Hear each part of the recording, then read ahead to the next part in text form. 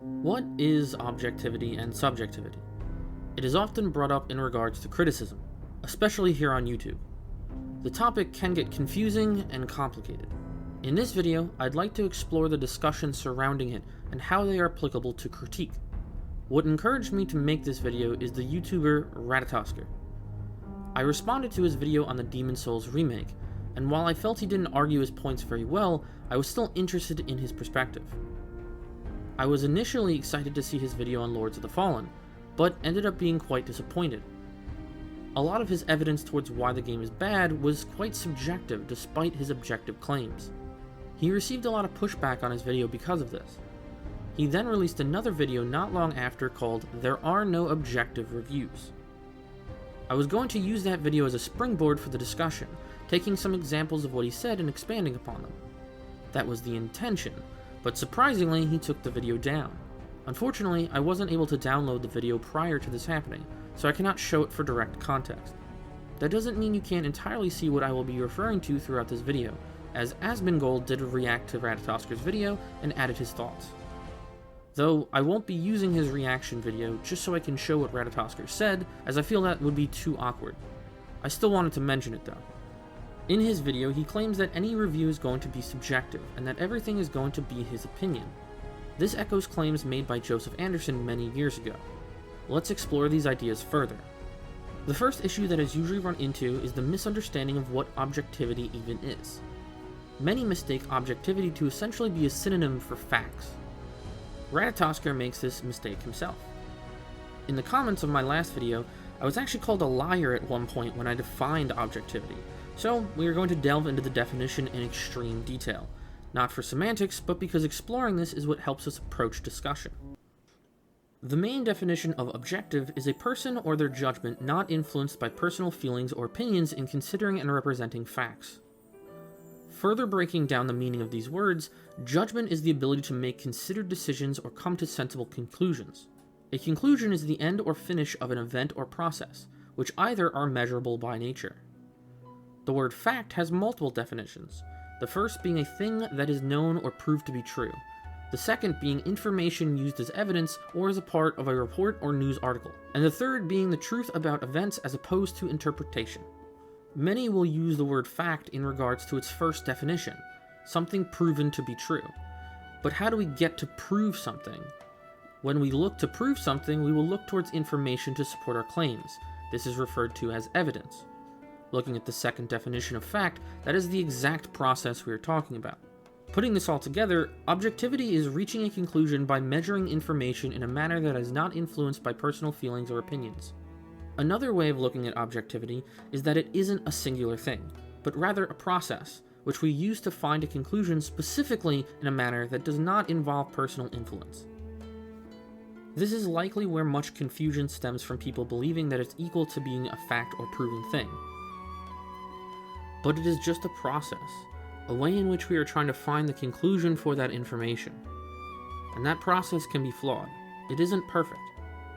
If information is wrong, we can come to the wrong conclusions. However, as long as it was not influenced by personal feelings or opinions, even a wrong conclusion can still be objective. On the opposite side, naturally subjectivity would be information influenced by personal feelings or emotions. In other words, a bias. It may seem over the top or strange to some to delve into definitions that deeply, but not properly understanding our terms leads to confusion. So how does this apply to critique? It comes down to our language. That seems obvious as that is how we communicate with each other, but often people can intend to get a particular message across, but the words used can mean something else. Let's look at Ratatosker's video to get a better understanding of what I mean. The title of the video is Lords of the Fallen Review. It's bad. Look at the words chosen. It's bad. He is saying what Lords of the Fallen is. This can be viewed as a declaration of sorts. It's being definitive, and therefore trying to reach a conclusion, while also not containing any personal feelings or opinions, making it objective. With an objective claim, a natural expectation is to expect objective-based evidence to support that claim. Since we are being definitive, then the conclusion should be reachable by everybody using that same evidence. That isn't to say subjective evidence cannot be useful, but if it is primarily the focus, then there will inevitably be a disconnect where one's experiences do not match what is shown. This is exactly what happened to Ratatosker. His video presents an objective argument that the game is bad, but is supported heavily by subjective experiences. One such example was about weapon speeds in the game. He makes the argument that the weapon speeds are too fast and that it hurts the gameplay. His support for this is that they aren't the same speeds as Elden Ring. There is no discussion about any of the elements behind what makes Elden Ring's attack animations or speeds work, just strangely and arbitrarily pushing that they are the right ones. It has no basis in anything definitive or universally understandable. This is where the disconnect occurs. Ratatosker is presenting things as definitive and or objective, but his support is a personal taste, and comes off more like he is telling people the definitive way to feel about it, which naturally creates pushback from those who don't share that perspective. But now there may be a question in your mind. Isn't the subjectivity of the initial claim inherent by the word bad? This is something that I see brought up often, that good and or bad are subjective terms by default. There are a few issues with this. The first being that good and bad have multiple definitions. One such definition for the word good is having the qualities required for a particular role. Bad can be defined as having a low standard. All we have to do is set our standards or roles, and we can find if something is good or bad without needing to look at anything more than the raw information. This is another example of why defining our terms is so important for discussion. But it doesn't have to be these two words though. The real problem stems from the word is, as I talked about. Even if we replace the word bad with something purely subjective, like the word fun, it is still being definitive and therefore objective. The word is can almost be looked at like an equal sign. When we have something like 2 + 2 = 4, we are not asking or thinking it, we are saying what it is. So when we say something is fun, boring, goofy, intriguing, and so on, we are still making a declarative statement. Despite technically being wrong, we do this all the time in conversation. That's fine though. We don't need to hold ourselves to incredible standards in a casual discussion with a friend or something like that. However, it is a completely different story when we are making a formal and scripted critique that argues a point and attempts to convince others of a conclusion. This is where language becomes more and more important, and the use of that language determines not just the overall point, but how it will be received by the audience. This is the case regardless of what is being critiqued. The phrase art is subjective is used quite often, but I believe it's a bit misleading. Many interpret it as the entirety of art is subjective, so everything surrounding it is naturally opinionated. This is the heart of the argument that those like Ratatosker use to defend their positions. In his deleted video, Ratatosker left a comment where he argued that to review something would be to apply a value judgment, and that it was always going to be subjective because each person's value would be different. I wish I could show the comment, but it's not really about Ratatosker specifically, more the argument. The argument relies on the word value being inherently subjective, but it too has multiple definitions. One definition is the regard that something is held to deserve, the importance, worth, or usefulness of something. That's even more words that we should probably know the definitions of. Deserve, do something or have or show qualities worthy of reward or punishment.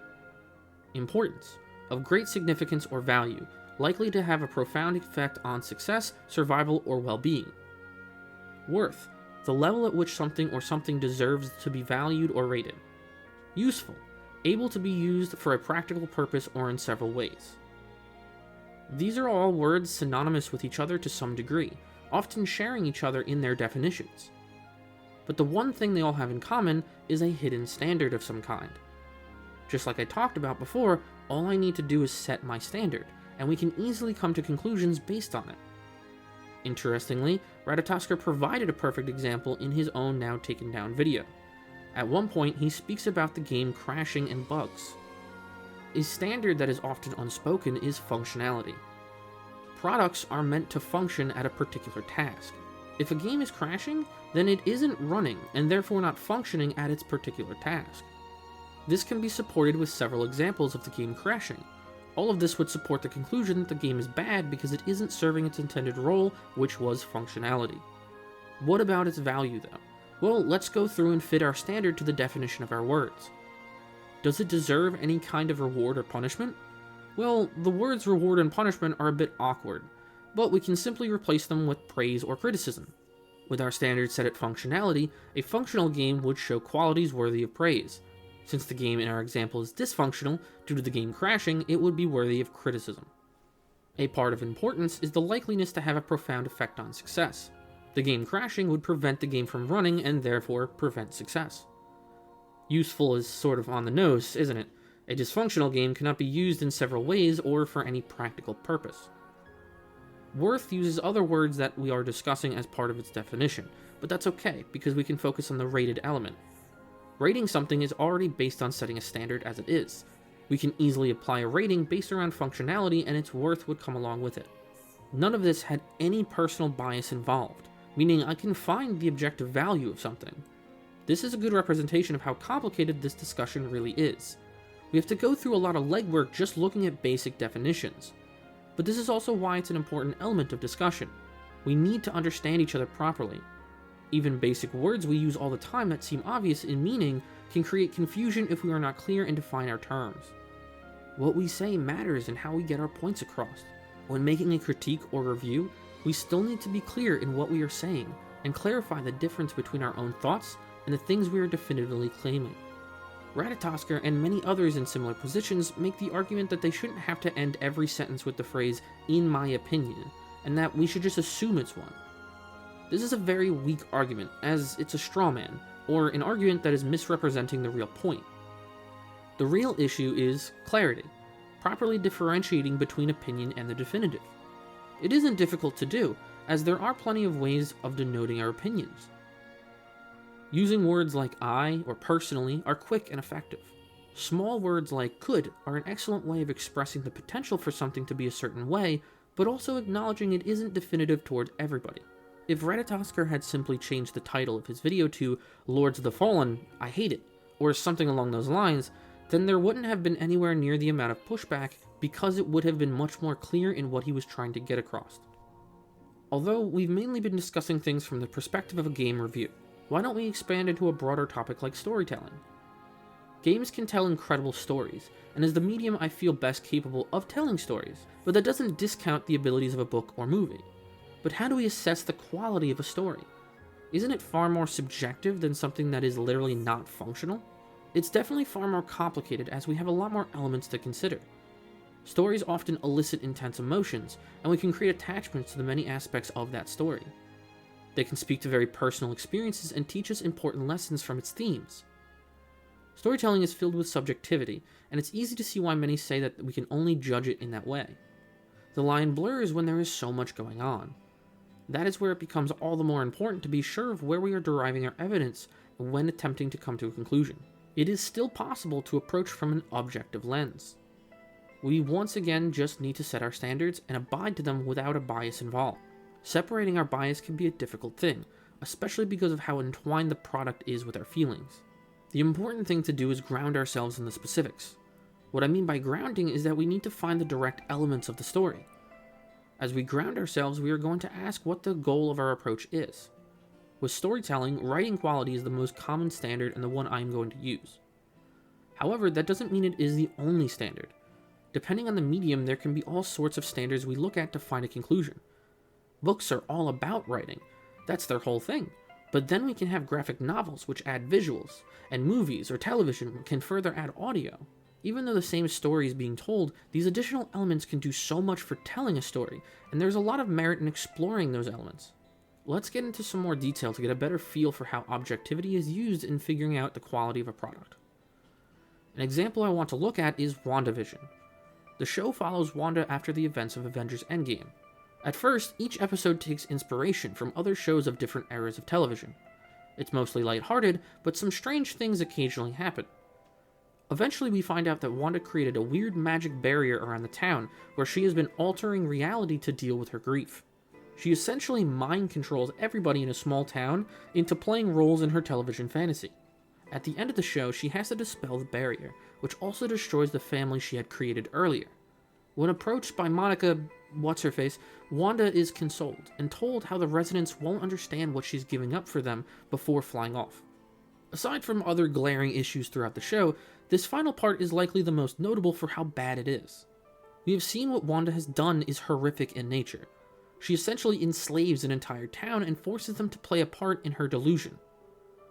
The residents state how they feel her pain, and some are desperate just to see their family again. For the residents, this is incredibly traumatic. We are shown that this is of Wanda's own doing.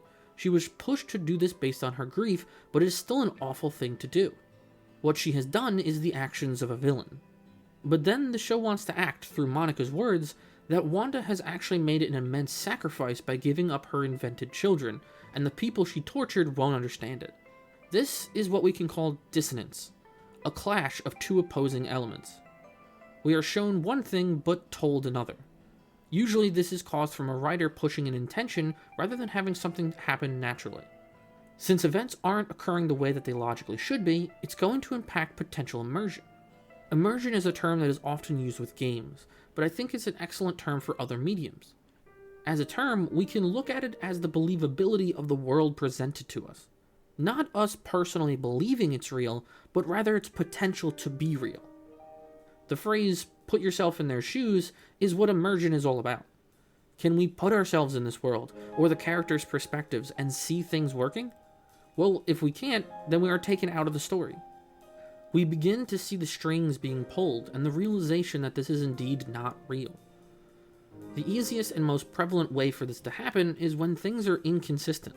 Consistency is one of, if not the most important aspect for a story to have. Our real world is consistent. Things have cause and effect, and there's logical through lines, and we can regularly understand what's happening around us. Our stories need that same level of consistency in order for us to suspend our disbelief and immerse ourselves in the world of that story. That world needs to function before we can believe in it. The biggest issues with writing are centered around inconsistency, like dissonance. Being told something that you can clearly see is not the case will highlight those strings the writer is pulling and shatter the illusion presented. Now, whether or not a person believes in what they are seeing can be quite subjective. Many of us can ignore all types of issues if the issue is small enough, or it resonates with us emotionally. Or maybe there just wasn't much investment to begin with, so it's easy to turn the brain off and just enjoy the spectacle of things. Despite that subjective element at play, it isn't mutually exclusive with objectivity. We are still using objectivity to qualify or identify the source of the issue and its repercussions. In the case of WandaVision, we can locate the scenes where we are shown the discrepancy and discuss the inconsistency and the effect that inconsistency has. We can still discuss the other elements at play, like the themes for example, and the subjective merit behind it. However, that doesn't change the existence of the issue. Even if an issue does not affect an individual personally, the existence of the problem means that it does not meet the intended standard and affects the definitive quality of the work. That is the importance of objectivity in criticism. It is what we use to analyze the direct elements of a product and what effects they have without the highly dynamic influence of emotions, so that we can all understand and approach said product. Don't worry though, I'm going to look at more examples to give us a much better grasp on the whole thing. Conveniently, a perfect example comes from my last video I made. I responded to a video made by Captain Mac on Demon Slayer. I don't want to get off track, so I'm not going to go into much detail about the whole thing. You can watch my response if you like. In their video, Mac brings up a certain part of the story where the main character, Tanjiro, is training. We find out that the ones helping him train, Sabito and Makomo, were actually ghosts of previous students. Mac found it unbelievable that Tanjiro would never have spoken to his teacher about these two. I go on to explore the surrounding story elements further. I explain that Sabito and Makomo do not actually teach Tanjiro anything new, only helping him utilize the things he was already taught. The two ghosts were the vehicle that the story used in order to push Tanjiro forward, but as he had already been taught the information, he was not dependent on them to be that vehicle. If Tanjiro did mention the ghosts and we ended up doing something else, we'd more or less end up in the same spot, and the story would remain unaffected. There is also nothing that is presented that would suggest that ghosts cannot exist in this world either. What does this mean? When looking at this objectively, we see that there is nothing stopping this event from being the way that it is. Nothing says Tanjiro couldn't have interacted with the ghosts, and nothing says Tanjiro couldn't have done the same things he does without their specific aid. Mac originally said he didn't believe it, but that is just a personal belief. If one doesn't personally believe that it would go that way, that is fine. We can then discuss why we don't believe it, and why we think it would be better to do something else, or maybe why it would be less impactful storytelling-wise. However, we cannot say it is a direct flaw with the story. which is what Mac was presenting his arguments as throughout his video. Another example that I've seen from my own videos was when I spoke about Dying Light 2. One thing many disagreed with me on was my comments on the paraglider. In my video, I explained that the paraglider allows the player to more or less fly over the environment, which completely negates the parkour aspect of the game and allows the player to ignore combat encounters. Many responded that one could simply not use the paraglider if they chose, but that isn't the point of the criticism. Regardless of a player's personal choice in the game, the paraglider still allowed them to do these things. Since no parkour obstacles would get in the way and enemies wouldn't be able to get to you, it becomes the most efficient way of traversing the environment. The goal of most games is to beat the game, and if we are looking at things objectively, then we are finding the most efficient way to do so. Objectively, the paraglider is the most efficient in what it does, but that also eliminates the player participating in other aspects of the game. Since the system actively cannibalizes the other systems, it creates the issue where the most efficient way of playing is to actively ignore large swaths of the game itself, making those other systems pointless. But people are correct, in that if they don't want to use the paraglider, then they don't have to. However, the effects the paraglider has on the game as a whole are still present, regardless of whether you use it or not, making it an objective issue. I can imagine somebody asking why care about something like the paraglider if we could just not use it and move on with our lives. It's certainly easier to just ignore stuff and move on with our day, but then we could end up with somebody saying something completely outrageous, like, oh, I don't know, maybe a game isn't the genre it is because it didn't scare them enough. Soma isn't really a horror game. It's not scary. It's just plain silly. We can't just say it's our opinion like it's a shield and walk away. We can't say things are definitively one thing based on how we feel. We have to differentiate when speaking on a topic so we can properly understand each other. We have to break down something to its bare-bone elements to understand how it comes together, and what breaks it apart. We need to be able to ground ourselves in a shared baseline, and we have to acknowledge the merit in doing so. Don't we want to make the best products possible? Even if it's not necessarily an issue like with the Ghosts and Demon Slayer, do we not want it to be even better if possible? We criticize to improve, and objectivity is not only a part of that, but a very important part. I don't usually make videos like this. I tend to have a particular focus, most of the time a game. But I've seen this topic brought up time and time again, usually after an incident like with Ratatosker's video. I've always found the discussion to be fascinating, but also sort of frustrating. Oftentimes, people can get very defensive, like Ratatosker or Joseph Anderson did. That's why I wanted to take some time to talk about it. I wanted to explore this topic and maybe help us approach discussing it in an easier way. I hope you all found this to be informative and or helpful. Thank you for watching.